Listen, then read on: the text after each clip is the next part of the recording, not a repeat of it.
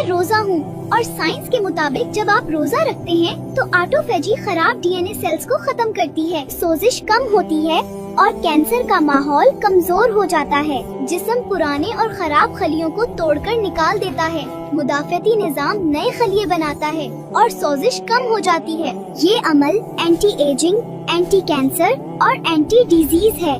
जब आप 0 से 6 घंटे रोजा रखते हैं तो जिस्म सबसे पहले ग्लूकोज यानी शुगर इस्तेमाल करता है और इंसुलिन लेवल भी हाई रहता है। जब आप 8 से 12 घंटे रोजा रखते हैं तो इंसुलिन लेवल गिरना शुरू हो जाता है, फैट बर्निंग ऑन हो जाता है और ब्लड शुगर मुस्तहकम होने लगती है। 12 से 16 घंटे के रोजे में इंसुलिन रेजिस्टेंस कम हो जाती है, जिगर और मसल्स शुगर को सही इस्तेमाल करते हैं, चर्बी से तवानाई बनती है, शुगर से नहीं। रोजा डायबिटीज और टाइप 2 डायबिटीज को कंट्रोल करने का मजबूत जरिया है।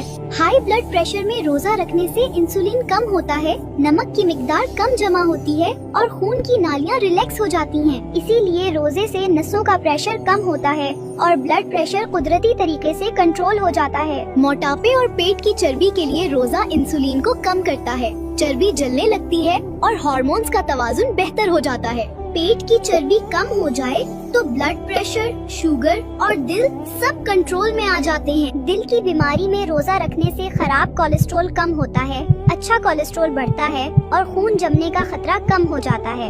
इसीलिए रोजे से हार्ट अटैक और फॉलिज का खतरा कम हो जाता है। स्ट्रेस, एंजाइटी और डिप्रेशन में रोजा कोर्टिसोल कम करता है, दिमाग का BDNF बढ़ाता है, दिमाग को सुकून मिलता है और जज्बात मुतवाजुन हो जाते हैं।